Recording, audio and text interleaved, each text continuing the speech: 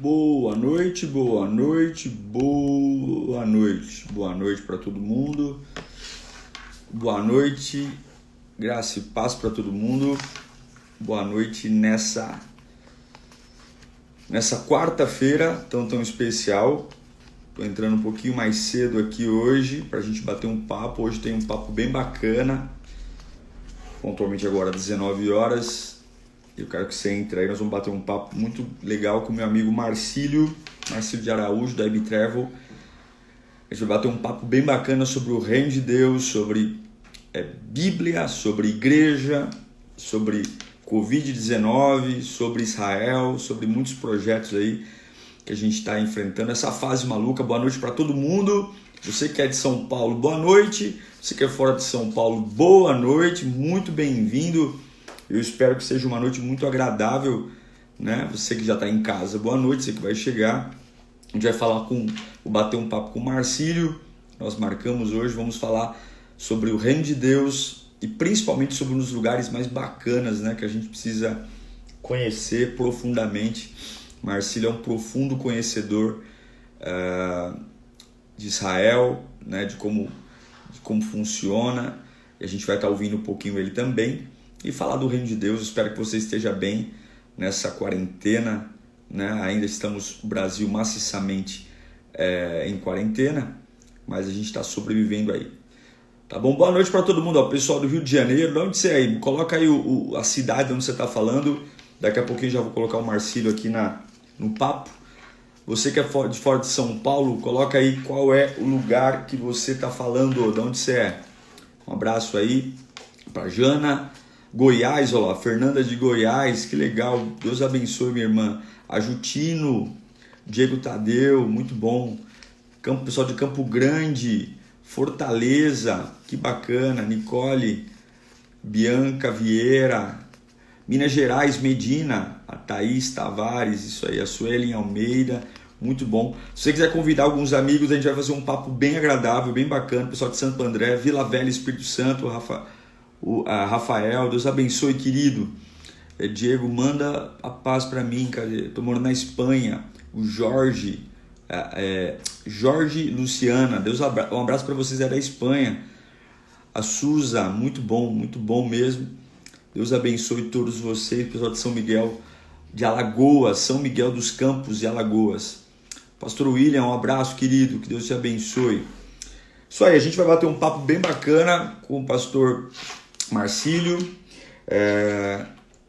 Eu tenho certeza que ele vai te abençoar muito. Manaus, pessoal de Manaus, Amazonas, ó, tem duas pessoas de Manaus aí. João Dias, parabéns pelo ministério, Deus te abençoe, meu querido. Muito bom ter a sua companhia. Lembrando você que hoje, não pode esquecer, 9h30 nós temos sentimentos que aprisionam a alma. Tá bom, pessoal do Rio de Janeiro? Deixa eu ver se o meu irmão Marcílio tá por aqui, já tá aqui já. Na roda aqui, muito bom. Pessoal de Portugal, ó, Thay de Portugal, Germana de Juazeiro do Norte, muito legal. Boa noite para todo mundo. João Dias, Matheus Vieira, a Eliane Rocha, BH, Rafael, muito bom. Isso aí, a gente está nessa quarta-feira tão especial, crendo, né, que tudo vai se resolver, tudo vai se encaixar e cremos que o Espírito Santo vai nos direcionar de forma muito especial. Pessoal de São João do Del Rey, Minas Gerais. Glória a Deus, glória a Deus. Muito bom. Aguarda aí, já chamei o pastor Marcílio aqui, deve estar conectando. Está aguardando ele responder aqui. Já vou dar uns acenos para vocês aqui, ó. Muito bom, muito boa noite. Irmã, boa noite. Deixa eu chamá-lo aqui. Peraí, aguenta aí. Aqui, ó. Pessoal de Tocantins, glória a Deus. Paz, meu irmão. Paz, querido, tudo bem? Graças a Deus. Uma alegria estar contigo aqui nessa noite. Muito bom estar com você também. Muito bom. Querido Marcílio, se apresenta aí para o pessoal que não te conhece. Fala um pouquinho de você, fala um pouquinho da tua vida. Que legal. Vamos lá. Bom, primeiro eu queria agradecer muito você por atender o nosso convite, dizer que a gente conhece você, conhece seu ministério. Temos uma alegria muito grande, uma satisfação muito grande, né, de caminharmos juntos aí em alguns projetos, mas mais do que isso, eu acho que a nossa maior alegria realmente é sermos um no Senhor. Essa alegria é uma alegria indizível e cheia de glória. Sim, Então, exatamente. agradecer você, agradecer esse povo lindo aí da Lírio, né, que eu já tive algumas vezes, fui muito bem recepcionado, né, fui muito bem acolhido, uma igreja linda, maravilhosa. E agradecer esse pessoal aí também de outras igrejas, de outras denominações e até outras religiões que estão nos acompanhando aí nessa live hoje, que promete. A Sim. gente vai falar um pouquinho, né, sobre Israel e falar um pouco sobre esse tempo novo que nós estamos vivendo, né? Eu não sei se você sabe, pastor, nunca houve na história da humanidade uma pandemia, né? Eu estava vendo ontem sobre as pandemias. Engraçado que muitas delas, da varíola, a pandemia do, uma pandemia também muito forte que houve, todas elas foram nos anos 20. Se Sim. você pesquisar, 1820, 1920, todas tiveram, né, 1720, né, eles estavam falando ontem da maldição dos anos Do 20, 20, né? do Exatamente. 20. Tem coisas que Então, são coincidência demais para ser coincidência, né? Você começa a pirar, né? Você fala, você meu, começa a pensar, né? E uma das coisas que eu tenho falado nesses dias para muita gente que nos procura é cuidado com o que você ouve, né? é, Porque, como nunca houve uma pandemia como essa, nunca houve também, num certo sentido, muita informação como nós temos agora, né? sim, Hoje a gente tem a internet, praticamente eu procuro, eu não sei se você sabe, pelo menos a primeira hora do dia, quando você teve uma noite de sono, a primeira hora do dia é a hora que você mais absorve informação. O seu corpo ele está despertando, o seu cérebro. Então, aquele momento, aquela primeira hora do dia é que mais você absorve informação. Então, eu hoje, depois que eu soube disso, a neurociência e esse pessoal que estuda essas coisas aí, eles têm alertado muito para o uso do celular pela manhã. Então, pela manhã, eu ainda não estou naquela fase como alguns pastores, que pela manhã a primeira coisa que faz, tem uns que nem tomam café, vão ler a Bíblia, né?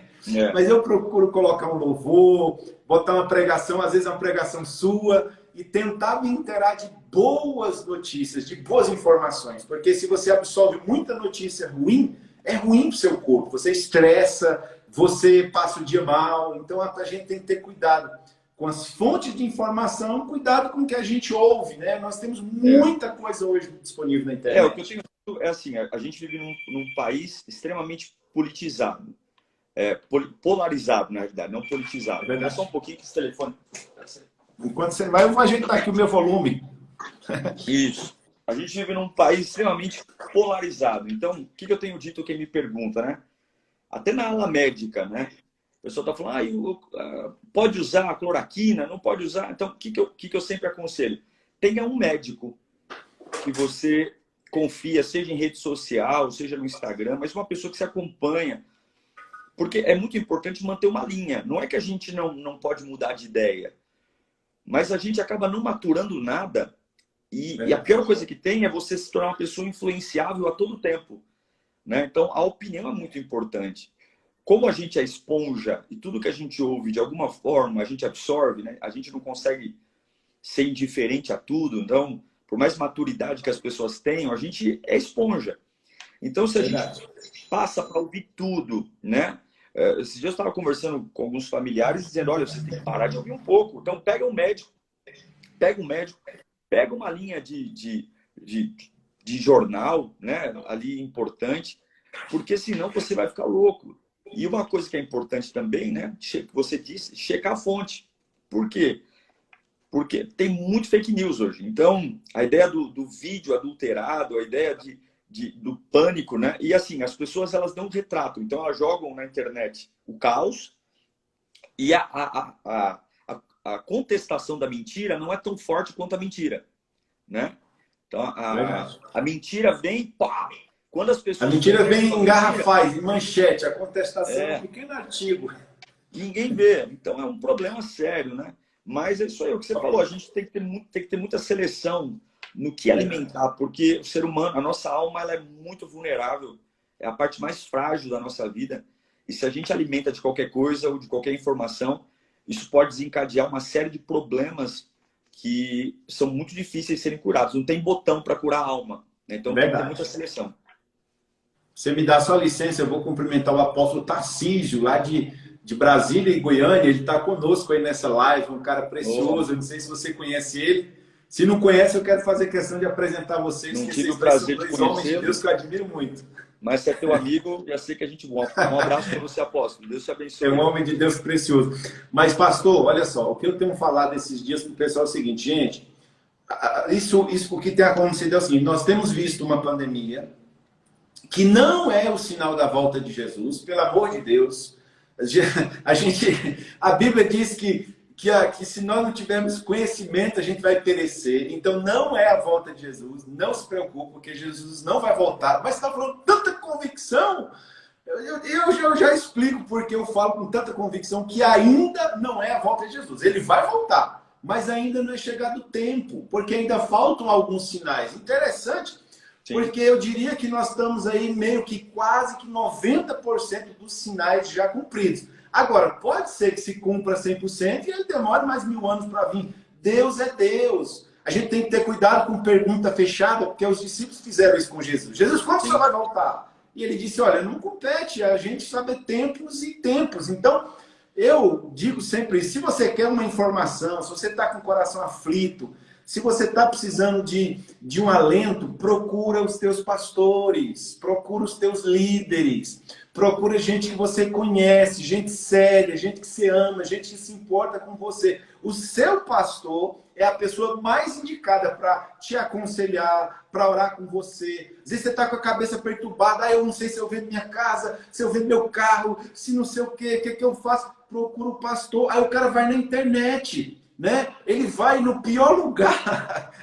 Ele vai garimpar no pior lugar que tem para se aconselhar. Porque você ouve muita coisa. As pessoas, a igreja, me permita, eu falo aqui igreja, eu não vai falando mal da igreja. Eu amo a igreja. Eu nunca vou sair da igreja. Eu nunca me afastei da igreja. Nunca deixei de congregar. Por mais decepcionado que eu tivesse com Deus, eu entendi uma coisa. A igreja é a Arca de Noé. Tá todo mundo dentro. Tem os bichos que fedem pra caramba. Tem bicho que cheira mais, tem bicho feio, bicho bonito. Eu não sei nem que bicho que eu sou lá dentro, mas uma coisa é certa. Quem está lá dentro, suportando, aguentando, vai ser salvo. Essa é a igreja que Deus escolheu. Quando Jesus lê Apocalipse na revelação, João vê Jesus na revelação do Apocalipse, ele vê Jesus passeando pelas 7 igrejas. Então são as igrejas, a plenitude da igreja que vai herdar o céu. Mas eu digo sempre, olha, Deus na multiforme graça dele, fez o batista, fez o pentecostal, fez o tradicional, fez o assembleiano. Por quê? Porque a gente é humano. Por exemplo, eu gosto do barulho. Eu gosto do louvor, eu gosto do glória, eu gosto do... Sabe? Eu gosto, mas na hora da pregação eu gosto de ficar caladinho. Então, quer dizer, eu tenho que ficar ali entre os digamos assim, os pentecostais comportados. O que é importante entender, assim, igreja é igual travesseiro, cada um tem a sua. Verdade, então, isso. Um gosta de travesseiro alto, é igual escova de dente, cada um tem a sua. E uma das coisas que a gente tem que entender, assim, igreja é um lugar complicado, porque o único lugar que Jesus perde a paciência é na igreja. Né? Ele não perde a paciência com a prostituta, ele não perde a paciência com o publicano. O único lugar que ele sai do equilíbrio é na igreja. Por que a igreja é um lugar complicado? Porque é feito por pessoas que acham que estão corretos, todo mundo está correto, né?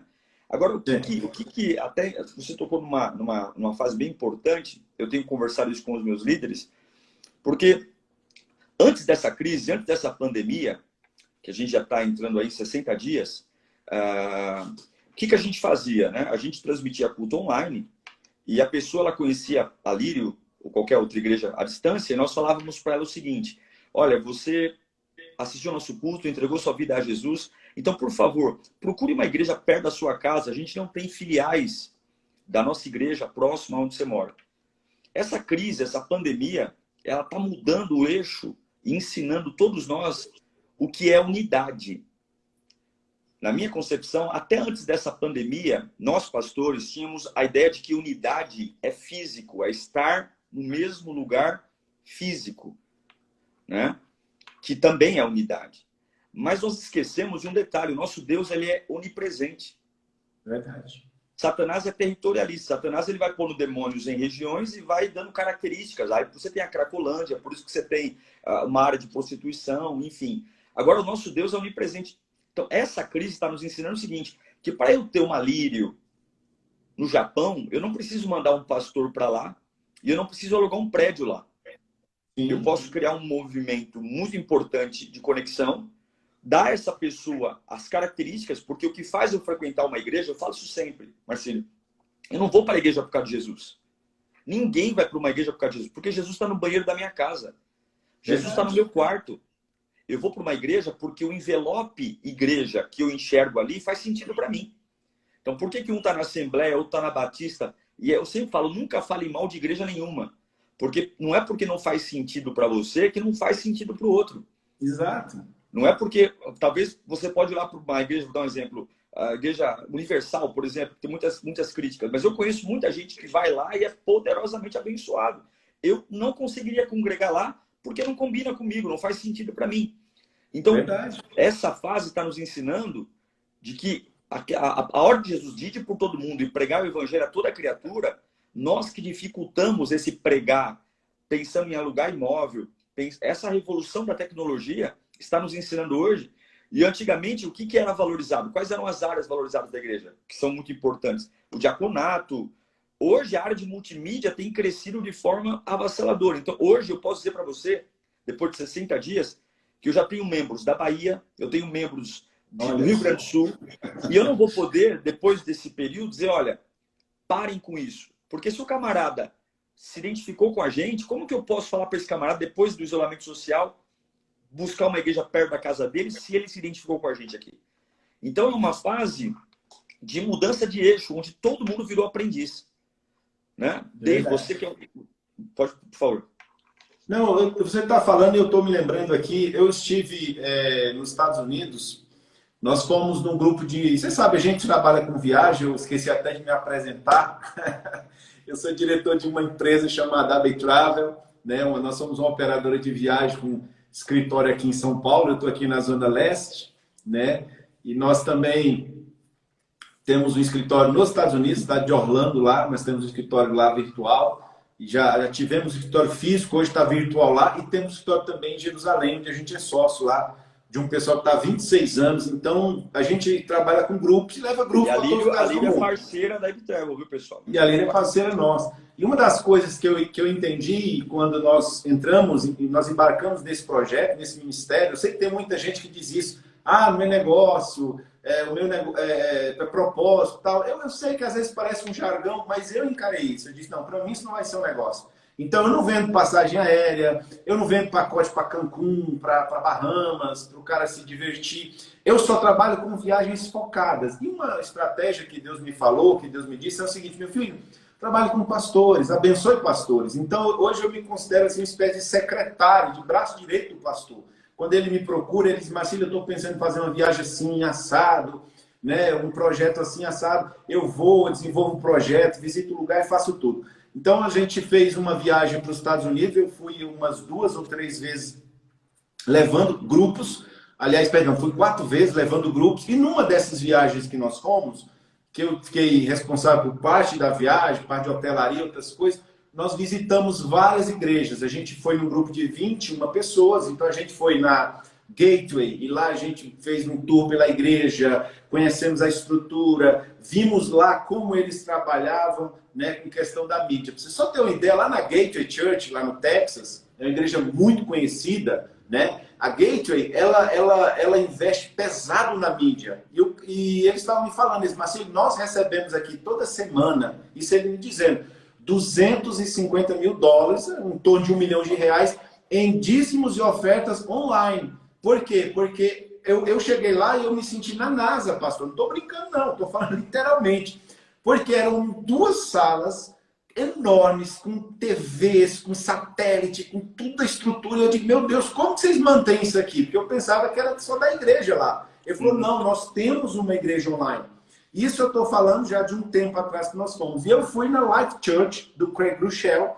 Eu não sei se você sabe, é a maior igreja dos Estados Unidos. Eu tive várias vezes na Life. Numa dessas vezes a gente até encontrou o Craig Groeschel, e ele é responsável por aquele aplicativo da Bíblia, aquele marronzinho, né? Sim. Aquele que tem. E lá na sede em Oklahoma, tinha um painel enorme na parede, assim, com os pontinhos mostrando onde estavam usando a Bíblia. E Uau. nos países árabes, nos países muçulmanos, nos países bem fechados mesmo, Iêmen, Arábia Saudita, estava explodindo gente de usar a Bíblia deles. E ele falou, nós temos um monitoramento, porque a pessoa, se ela quiser, ela nos dá a localização, a gente monitora onde que a Bíblia está sendo usada para a gente saber quais são os países. E eles estavam entrando em muitos países. E ele dizendo, as pregações do pastor Craig, que hoje lá, a Life, ela deve ter uns 40 campos. Ela é a maior igreja dos Estados Unidos hoje e a maior igreja não presencial. Não presencial. Interessante, porque a maior igreja presencial é a do Joe Osteen, né? A Lakewood. Nós tivemos lá, tivemos com o Joe Osteen, outra vez que nós fomos com 40 e poucos pastores, 44 pastores, e foi muito bom, ele nos recebeu, a gente fez um tour na igreja. Então é a maior igreja presencial, acho que são 20 mil lugares, mas a maior igreja não presencial, com mais de 60 mil membros nos Estados Unidos, é a Life. E é praticamente todo online. Ela funciona todo online. Engraçado que ele tem um culto no sábado. Olha que interessante, nós pegamos um culto no sábado. Ele disse, esse culto nosso aqui no sábado, ele é gravado, ele é editado, e aí no domingo ele passa em todos os nossos campos. Eu achei muito tremendo, porque, e eu fiquei pensando assim, eu digo, meu Deus, isso é uma coisa revolucionária. Precisaria de algo assim no Brasil, mas nunca imaginaria que Deus iria usar uma pandemia dessa.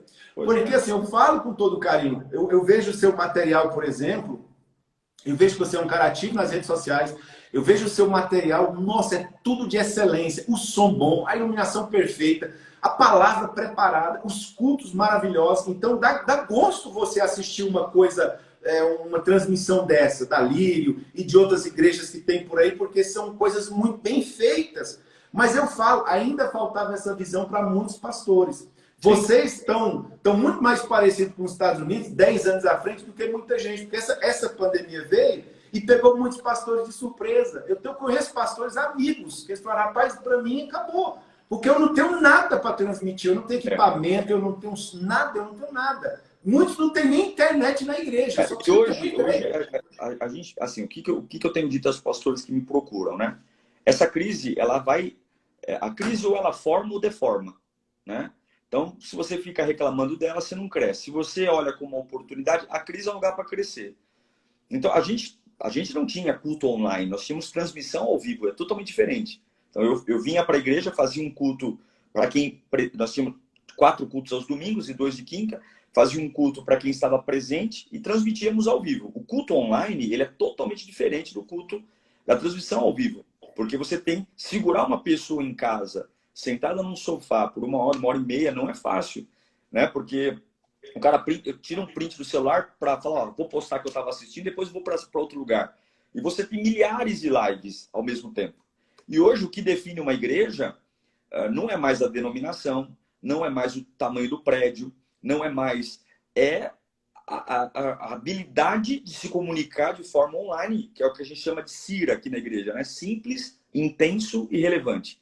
Então, a simplicidade que é para todo mundo. Então, você não pode fazer na internet, você não pode fazer... A igreja não pode ser para ricos e nem para pobres, não pode ser para intelectuais nem para analfabetos, tem que ser para todos. Tem que ser intenso, porque se você não der vida ao que você fala, ninguém tem paciência de assistir. E quarto, tem que ser relevante, porque ninguém ouve que não é relevante. Quando nós estávamos na igreja, as pessoas elas não têm opção de ir embora. Elas têm que ficar até o final do culto. É falta de educação levantar no meio do culto para ir embora. Agora não, as pessoas, se não foram interessantes. Então, eu acredito que aquele que não tiver um coração aprendiz, aquele que eu falo sempre para amigos pastores, né? Quando foi a última vez que você ficou angustiado com a sua pregação? Porque se você só fica feliz com o que faz, se você arrebenta sempre, se você sempre é um baita pregador, se tudo que você faz é bom, cara, você não é bom em nada, porque você tem que ter uma cenourinha na frente do nariz, você tem que ter um alvo. Então, eu acho que essa pandemia, e isso não é só pastores, empresários, tirou de nós aquela certeza de que nós sabíamos fazer as coisas. Todo mundo voltou para a sala de aula. Todo mundo voltou para dizer, olha, a gente não sabe nada. E graças a Deus, porque eu estava conversando com a minha equipe aqui, Nós estamos comprando equipamento eu estou com um trabalho com a iChurch para outra empresa para fazer uma plataforma de igreja online. A gente está louco de reunião porque está vindo demanda. Só que se a gente não tivesse a pandemia, isso demoraria uns 5 anos para a gente começar a fazer isso. Porque estava bom, né? Estava tudo tranquilo, né? Agora não, o que a gente não fez em 5 anos, nós fizemos em 60 dias. Não, eu quero, me perdoe, eu quero pegar o seu gancho, dizer para o pessoal que está nos assistindo e para as pessoas que vão assistir essa live depois, gente, nós estamos numa crise, mas entenda, crises sempre houveram. Então, pega o exemplo, pastor Diego, não para de sonhar, não para de criar projeto, não para de pensar. Nós estamos aqui no setor mais afetado de todos, que foi o turismo. Sim. As nossas empresas aéreas estão sem funcionar e tudo. Rapaz, mas eu tô com o coração tão alegre, explodindo assim de alegria, com tantos projetos, com tantas coisas que eu venho para cá pro meu escritório e às vezes a minha esposa, coitada, é que tem que ficar ouvindo, amor, eu pensei nisso e aquilo e tal, e fica aquela ansiedade gostosa, mas de não querer parar de sonhar. E eu tô vendo às vezes alguns irmãos preocupados, o que vai ser da nossa vida? O que vai ser? Irmão, aproveita esse tempo para se reorganizar, para se reinventar, aproveita esse tempo para sonhar, né, pastor? Sim. Eu acredito que a gente tem uma grande oportunidade de mostrar para o mundo como o servo de Deus se comporta na crise. Agora é a hora para saber se os sermões que nós ouvimos realmente são verdadeiros. Agora é a hora de saber, porque o momento que Deus mais manifesta a sua glória é na crise. Você comentou sobre Israel, né? O objetivo da live não é falar sobre caravana em si, mas nós temos uma caravana marcada para o final do ano, novembro, né? Muita gente me perguntando, pastor, e aí e tal. É o que eu falo. Tem uma frase que eu acho fantástica. Ela é o seguinte: o realista, ele está indo, mas o sonhador já esteve lá, né? E o que é o cristianismo? O cristianismo nada mais é do que uma espera. Eu acredito piamente que a gente vai viver amanhã o que espera hoje. Eu acredito que nós vamos conquistar amanhã o que nós falamos hoje. Então, eu penso que o reino de Deus é uma espera. É o que Jó falou, né? É a fé invertida. O que eu mais temia me sobreveio. E o que eu receava me aconteceu. Se você espera morrer, você vai morrer. É o que os médicos falam. O camarada tem câncer, um exemplo. Há muitos anos e nunca soube disso. Ele vai no hospital, ele faz o exame e o médico dá o diagnóstico para ele. A única coisa que mudou, não mudou nada fisicamente, mudou que na mente dele entrou uma informação: você tem câncer. Ele estava carregando esse câncer assintomático por 5, 6 anos. Mas exatamente no momento que o médico diz, você está com câncer, a emoção dele não sabe digerir isso. As células cancerígenas, elas começam a trabalhar numa velocidade acelerada, diz a medicina. Porque as emoções, elas são as nossas áreas mais frágeis. Então, o medo, ele potencializa a crise. Então, aquele camarada que teria uma sobrevida, se ele não soubesse, teria uma sobrevida aí de mais uns 3, 4 anos, ele perde a vida em meses. Tudo porque a mente dele se projetou para esperar a morte.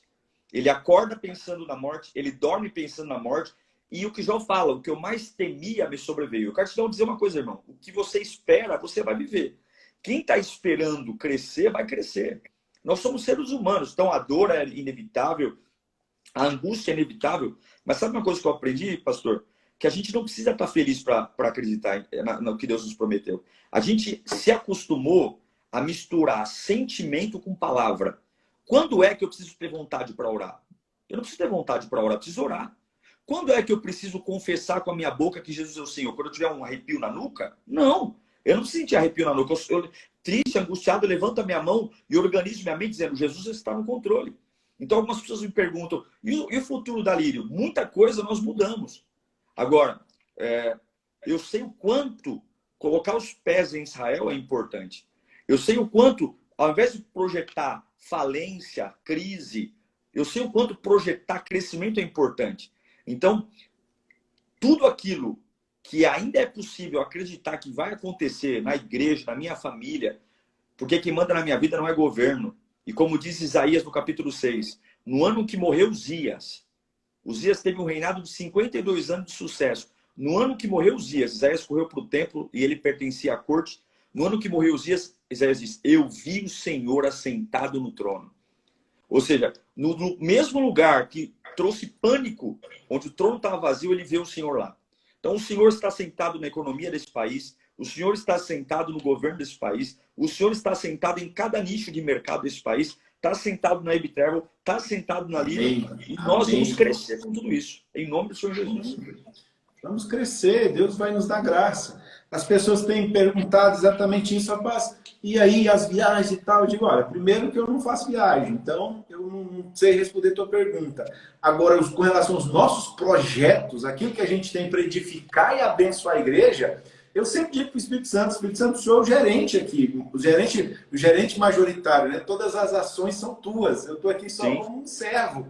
Então, numa empresa que é gerenciada pelo Espírito Santo, você tem que ficar muito tranquilo. Eu tô tranquilo, eu tô bem, eu tô pasmo, vendo assim como Deus nesse tempo tem chegado tantas pessoas dizendo assim, olha, não vamos cancelar, não vamos adiar, o diabo não vai tirar a nossa expectativa, a gente vai para Israel porque agora que a gente quer aprender mesmo. E a importância do aprendizado, pastor, porque Jesus disse exatamente isso, para a gente conhecer a verdade. E nós estamos num tempo hoje onde a gente recebe, eu não sei, você deve receber muito mais do que eu, mas o que nós recebemos de corrente, de WhatsApp, de vídeo, de falando das profecias, das catástrofes, do não sei o quê. Eu digo, gente, para. Nenhuma profecia, de Gênesis a Apocalipse, ela é para nos amedrontar, pelo contrário, a profecia é para nos confortar. O livro de Apocalipse, o pessoal não vou nem ler porque Apocalipse é horrível, fala de coisas do fim do mundo. Eu digo, rapaz, Apocalipse é para nos animar. Sim. O problema, sabe o que é? É porque a igreja, eu sempre digo isso, eu amo a igreja, mas eu tenho minhas críticas, né? E às vezes o problema nosso, como igreja, eu me coloco também nisso, eu não estou dizendo que eu estou acima, eu estou junto, também tenho os meus, mas é de não enxergar as profecias e o tempo.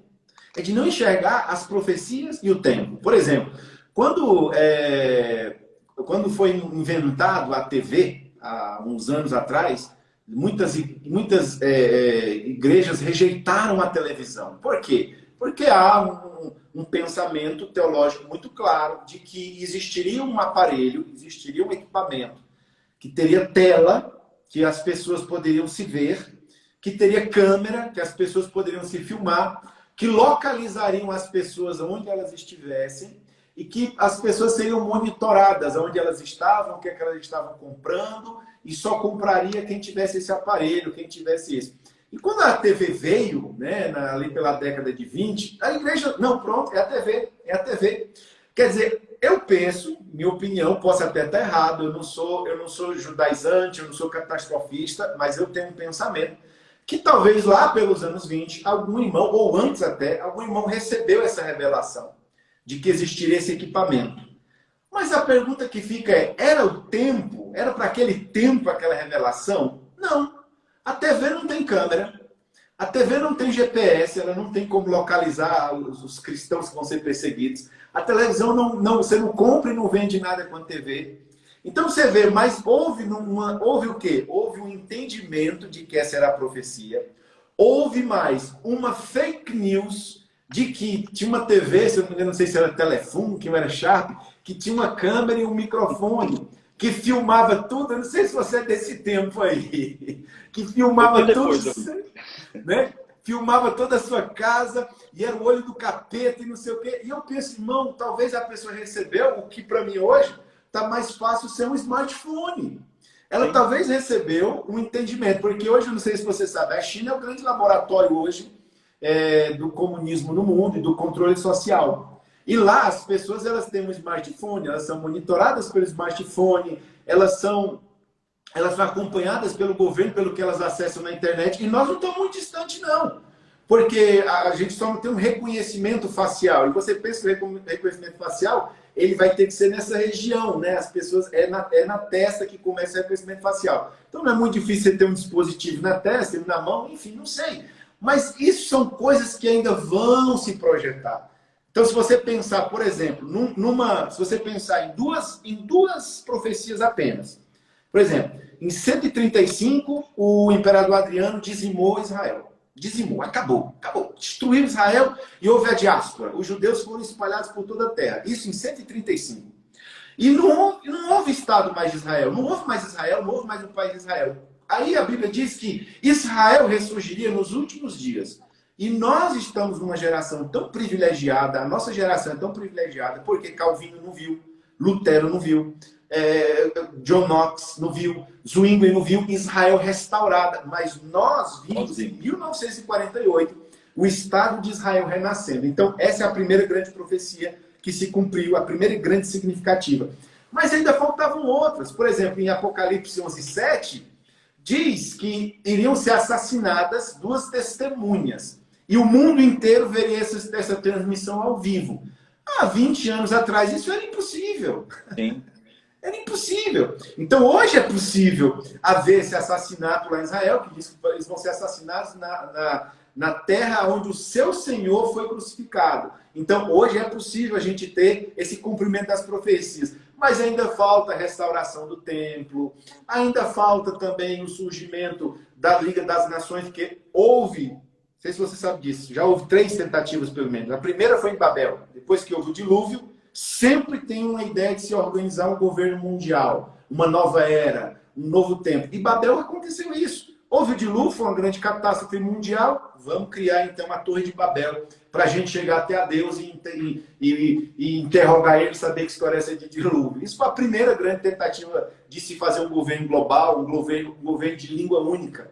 E Deus veio confundir as línguas. Depois da primeira Grande Guerra, houve a tentativa da Liga das Nações, no Tratado de Versalhes. Uma tentativa de novo de se fazer um governo global de controle. E é engraçado, sempre querem controlar a religião, querem controlar a economia, querem controlar a demografia, a vida das pessoas. Não deu certo. Veio a Segunda Guerra Mundial, aí deu certo.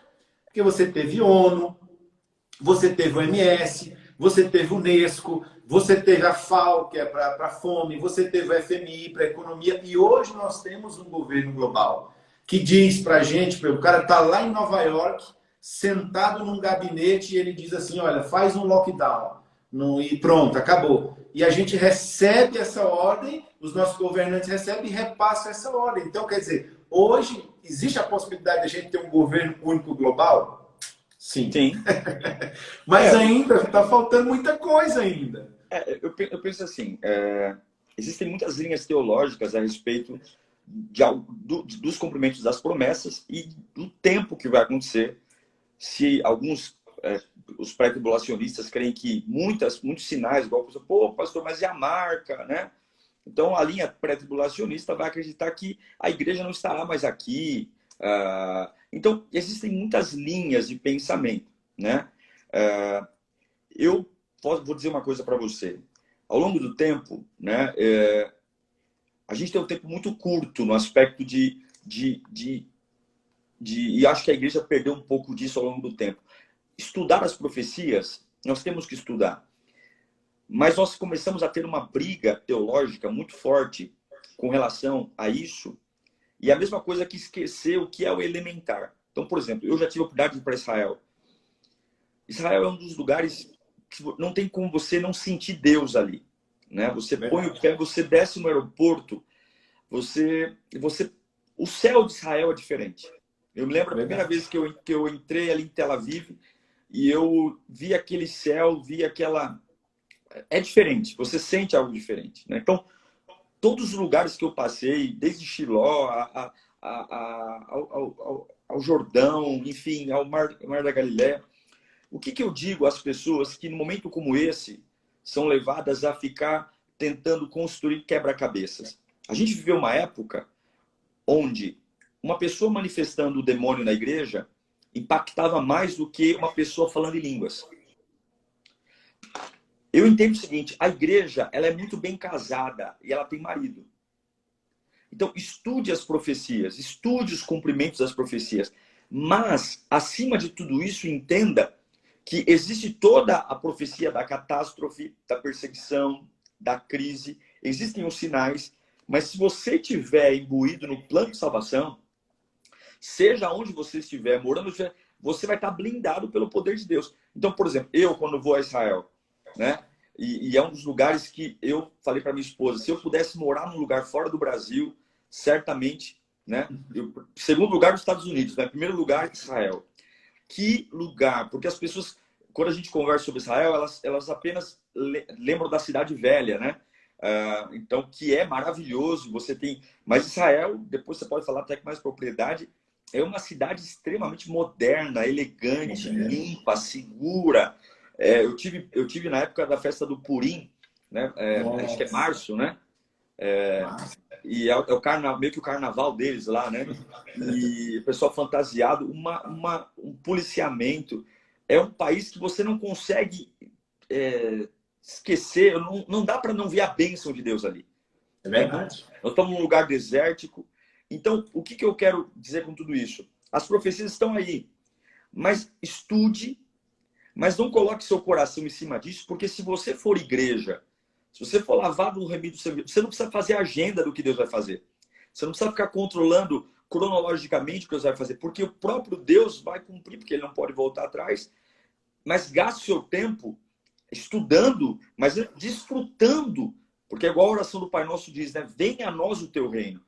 Tem tanta coisa bacana. Então, quando eu vou a Israel, meu Deus do céu, você vai poder dizer, mas uma das coisas que eu mais fantásticas da minha vida foi quando eu entrei naquele Rio Jordão e eu fiquei pensando, meu Deus, será que alguma partícula de água que está encostando no meu corpo agora, será que ela encostou no corpo de Jesus? E eu lembro que eu comecei a chorar, só tocar na água. Eu falei, meu Deus, ele pisou aqui fisicamente. Então, assim, é um lugar, pastor, que fantástico. Todo cristão, e eu digo para você, esquece a economia nesse momento, porque você vai viver o que você sonha. Todo cristão, assim como todo médico precisa passar por uma faculdade, todo cristão, e aqui esquece dinheiro, né? Mas todo cristão, coloca isso como todo cristão tem que colocar o pé em Israel um dia na vida. Verdade. É algo assim surreal. Eu fico pensando, às vezes eu estou naqueles restaurantes comendo aquele peixe, e eu penso, meu Deus, será que esse peixe é tatarané de algum peixe que Jesus me explicou? Mas olha, é verdade. Eu vou lhe falar uma coisa. Como eu falei, Israel foi destruído em 135 por Adriano e foi novamente restaurado em 1948, quase 2000 anos depois. Amanhã, Israel faz 72 anos. Uau. Amanhã, 72 anos. Mas uma terra que faz 72 anos, que é um dos países considerados dos mais modernos do mundo. Veja bem, só existe 2 vales do silício no mundo hoje. É o que fica na Califórnia, lá no Vale do Silício, lá em São Francisco. A gente leva grupos para lá, eu já fui algumas vezes, é muito bom visitar ali aquelas empresas de tecnologia. Eles têm sede, geralmente, em São Francisco e tem em Israel. Israel é o país com o maior número de startups do mundo. Uau. Israel é considerado hoje o único país do mundo totalmente coberto por Wi-Fi. Israel é considerado hoje um dos berços de praticamente todas as grandes inovações científicas que tem hoje no mundo, né, foram feitas por judeus. Para você ter uma ideia, os judeus eles têm 135, se eu não me engano, prêmios Nobel entre física, prêmio Nobel, entre prêmios Nobel da Paz, prêmio de física, prêmio de química, todos os prêmios Nobel, eles têm 135. Só para você ter uma ideia, o Brasil tem 0, infelizmente. Deixa eu te fazer uma pergunta, só para enquanto você está ilustrando. Geograficamente falando, qual que é? Você sabe do tamanho do estado de Sergipe, 400 quilômetros apenas. 4 horas você cruza o país inteiro. Uma potência mundial. Você vê que não é tamanho, né? 2/3 das resoluções da ONU, inclusive do Conselho de Segurança, são sobre Israel. É o país mais perseguido, é o país mais censurado. Mas pra você ter uma ideia, como Israel é tão importante ali naquela região, se você pegar ali aquela faixa árabe, que era a antiga janela 1040, não sei se você lembra desse, né? Todo aquele que eles chamam de faixa árabe, que vai desde a Mauritânia, ali na África, até os Emirados Árabes, são países árabes, são países muçulmanos, e esses países, todos eles não são democracias. Israel é a única democracia. Eles não têm liberdade religiosa. Lá em Israel você tem liberdade religiosa. É muito comum a gente ver árabes, mesquita, né? A gente vê judeus, a gente vê cristãos, a gente vê coptas, a gente vê todo tipo de religiões ali em Israel. Tem igreja para tudo que é religião ali. Você tem torres de orações evangélicas, você tem a igreja dos amigos de Sião, que é a igreja evangélica. Você tem todo tipo, você tem até uma igreja do Nazareno, do nosso amigo Flávio Vassoura, lá em Israel. Uau. Tem também. Tem, a gente visita ela lá, às vezes a gente vai lá, o pastor Shahad é um cara muito gente boa. Então você tem liberdade religiosa, você tem liberdade para as mulheres. Israel é o único país ali de toda aquela região que mulher vota, mulher dirige. Você tem liberdade, até uma, me perdoe assim, eu falar disso que a gente é crente, parece meio estranho, mas a gente fala para poder fazer uma diferenciação, que é a liberdade sexual. Tel Aviv tem a maior parada gay do mundo, né? A gente fala disso como maneira de Sim, dado claro. de É um histórico, porque lá é permitido, inclusive muitos árabes que são proibidos de exercer sua liberdade sexual, eles se mudam para Tel Aviv e moram lá. Então é considerado também a capital gay e tal, enfim. Tem uma série de coisas. Agora, se você for pensar em muitos aspectos, como a internet, o celular, a tomografia, as das 50 maiores invenções da humanidade, mais importantes da humanidade, quase 40, acho que 37 ou 39, se eu não estou enganado, eu não quero errar aqui, foram inventadas por judeus.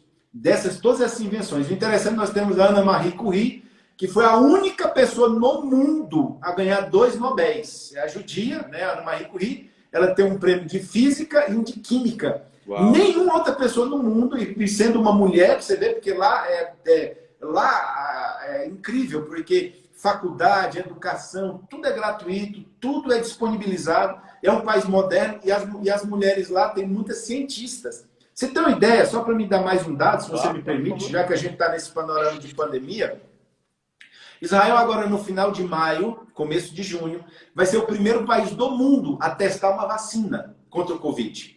Israel já vinha desenvolvendo uma vacina para o Covid de frango há 4 anos, e aí eles pegaram a pesquisa e eles transformaram a pesquisa que eles já vinham fazendo para humanos. Era outra Covid, né? Tem várias Covids, a 19 é a do vírus com o gene 19, é a que dá para os seres humanos, e isso foi descoberto aqui na USP. Foi uma brasileira a mesma brasileira que quebrou o código genético da vacina da febre amarela, foi que quebrou em 48 horas a vacina da Covid. Uma brasileira, uma mulher, e pouca gente sabe disso, que o estudo dela hoje está sendo usado em várias faculdades, em vários lugares e também em várias empresas. Inclusive a Pfizer, aquela empresa que produz o Viagra, ela também tem uma vacina agora, que eles também vão testar.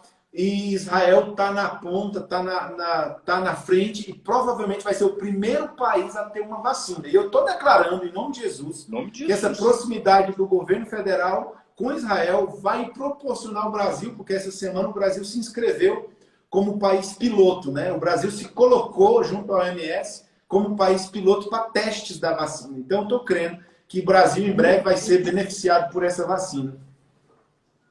Tantas coisas incríveis sobre Israel. São as promessas também que Deus tem para aquele povo. Eu me lembro de, falando um pouquinho, e é um país, como você falou, tão odiado, né? E você vê hoje, né, os Estados Unidos casado com Israel, né? Tem uma proximidade muito forte. E é um país que você precisa de informação bélica, é Israel. Você precisa de agricultura, é Israel. O melhor exército do mundo. Sim. Então, aí você começa a perceber, você fala assim, pô, Deus não tem... Eu creio que pós-Cristo, Deus não tem filhos prediletos, né? Nós somos enxertados. Mas que há uma bênção, porque existem promessas para todo mundo, né? E existem promessas específicas para Israel, né? E a gente percebe nitidamente que não é só desenvoltura humana. Eu tenho essa concepção, não sei se você concorda comigo. Sim, porque eles têm um país fisicamente limitado, um relevo limitado. É um povo que foi destruído, ou foi, por muitas vezes, se reagrupou, está fazendo agora 70 anos, se reagrupou, e você percebe nitidamente uma maturidade muito forte, né? Quando você vê, né, igual, algumas pessoas têm um mito de Israel, falam, pô, eu não vou para Israel por causa de bomba.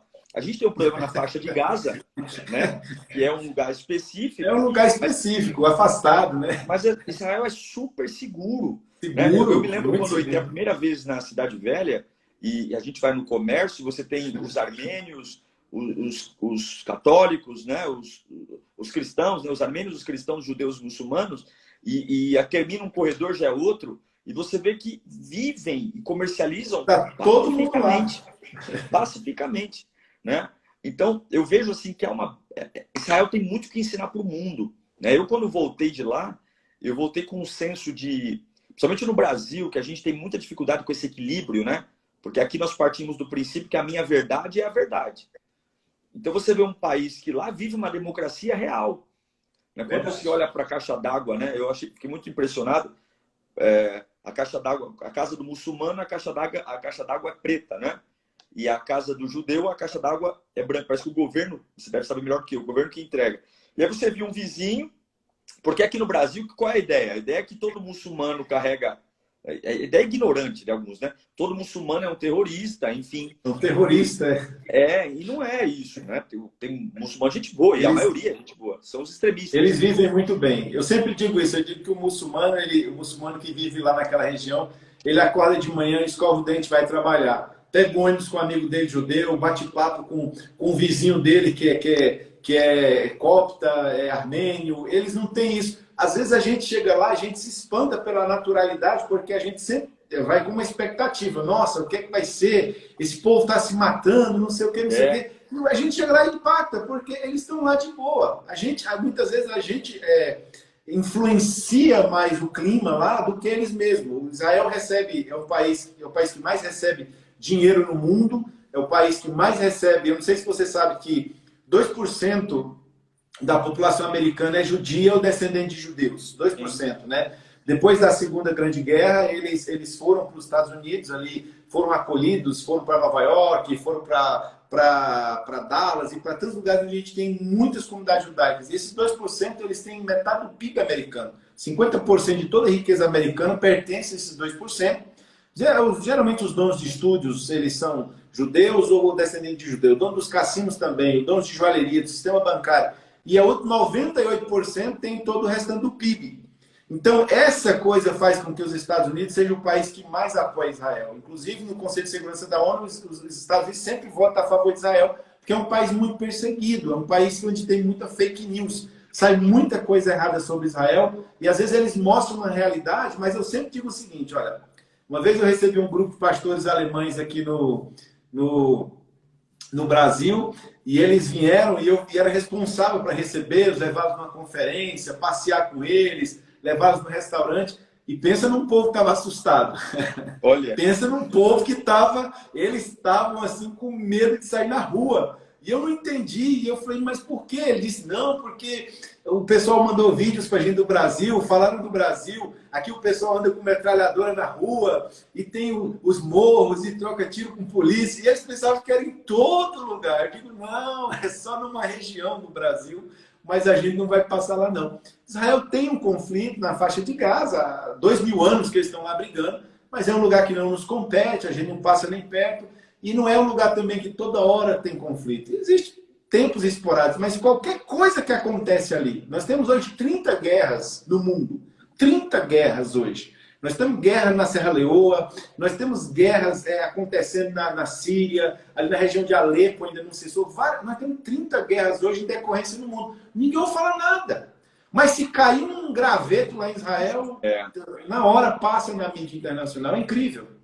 Porque a gente sabe que, além da questão espiritual, é o que você falou, Israel é um país, o judeu é muito abastado, né? Muito rico, né? Então, muita gente tem interesse ainda tem, né? Em calar esse povo, né? Que é um povo que tem uma disciplina cultural muito forte, né? A disciplina judaica, como eu não sou judaizante, mas a gente sabe que a criação do judeu é muito diferenciada, né? É um povo muito religioso, muito... Aqui no Brasil tem muita gente que trabalha para judeu e comemora, né? Porque feriado judaico a empresa fecha, né? Então o camarada tem folga, tem mais feriado, né? Você pode falar. Mas, pastor, se você me permite compartilhar uma coisa, eu vou te falar um segredo que eu aprendi em Israel. Eu queria compartilhar com o nosso pessoal rapidinho. Em 586, Israel sofreu o primeiro grande baque. Depois da divisão dos dois reinos, nós tivemos ali uma parte sendo massacrada pelos assírios e outra parte sendo levado cativo, Judá sendo levado cativo pelo rei Nabucodonosor da Babilônia, né? Aí Daniel tem aquela visão, primeiro ele tem a visão da estátua, ele diz que vai haver vários impérios, e depois ele tem a visão dos 4 animais, né? E a gente depois vê, então, ali Nabucodonosor perdendo para os Medo e para os Medo-Persas. Depois a gente... Isso foi. Israel foi dominado por Nabucodonosor, depois pelos Medo-Persas. Depois os Medo-Persas foram vencidos por Alexandre o Grande, que durou aí mais ou menos 12 anos. Durou mais ou menos uns 12 anos essa dominação de Alexandre o Grande, o Magno. Depois nós tivemos o domínio de Ptolomeu, ali por 320 até 198, e ali nós tivemos depois o domínio dos Seleucidas. Aí o Antíoco Epifânio, ele coloca uma estátua de Zeus dentro do grande templo, do templo que era consagrado a Deus, para fazer um sacrifício de porcos, porque pegava o porco, sacrificava nos pés da estátua, e aí nós tivemos então a revolta dos macabeus, querendo retomar os costumes judaicos, as festas, querendo retomar o templo. E ali você tem ali naquele vácuo ali o domínio dos Hashmoneus, sendo que o Herodes o Grande, né, o grande expoente que implantou a dinastia herodiana. E essa dinastia herodiana, ela foi desde 129, que foi quando eles tomaram, os Hashmoneus tomaram o poder, até 63, Uau. Que foi na época de Jesus. Depois dessa época, em 63, nós tivemos, aliás, perdão, um pouquinho antes disso, nós tivemos o domínio romano. E houve um problema muito grande ali, porque Roma não conseguiu implantar a cultura, a Pax Romana. Porque havia uma resistência muito grande dos judeus, porque uma das características da Pax Romana era implantar a religião romana. E Roma não estava conseguindo. Então Herodes o Grande foi o grande intermediador, ele disse, não, vocês não vão conseguir implantar aqui a Pax Romana, vocês vão ter que se contentar em coletar impostos e deixar com que os judeus tenham os seus rituais, as suas festas. E aí foi onde ele entrou, reconstruiu o templo, fez o templo de Herodes, e o povo pôde de novo adorar. E aí houve a primeira das revoltas que houve, foi a revolta dos Herodes, ela se acalmou. Herodes o Grande, ele conseguiu acalmar. Ela só reacendeu quando ele morreu. Que aí ele dividiu o reino dele para os 3 filhos, né? Que foi o Arquelau, o Filipo e o Antipas, que quis ver Jesus, né? E o Arquelau... Olha a aula que você está tendo aí, viu, meu amigo? E o Arquelau, ele não conseguiu conter a revolta, porque o povo estava de novo querendo se revoltar com os romanos. E aí eles tiraram o Arquelau, exilaram o Arquelau e colocaram o Pôncio Pilatos, então, ali no lugar do Arquelau. Então você vê que... E aí em 63, em 63 a era herodiana acaba, entra os romanos de novo, Tito devasta Israel, devasta Jerusalém no ano 70, e em 135 o imperador Adriano dizima o país de uma vez. E interessante porque de 135 a 1948 Israel volta a existir, com a mesma língua, com a mesma Bíblia, com as mesmas leis, com as mesmas festas. Eles só estão fazendo ainda os mesmos rituais porque não tem um templo, mas vai ter o tempo do templo. E sabe como é que eu defino tudo isso? Princípios. Exato. O judeu, ele tem um princípio das primícias, ele tem o princípio do dízimo, ele tem o princípio da família e ele não abre mão dos princípios. Uau. Ele não abre mão de Yahvé, ele não abre mão da fé dele, ele não abre mão, não tem quem faça abrir mão.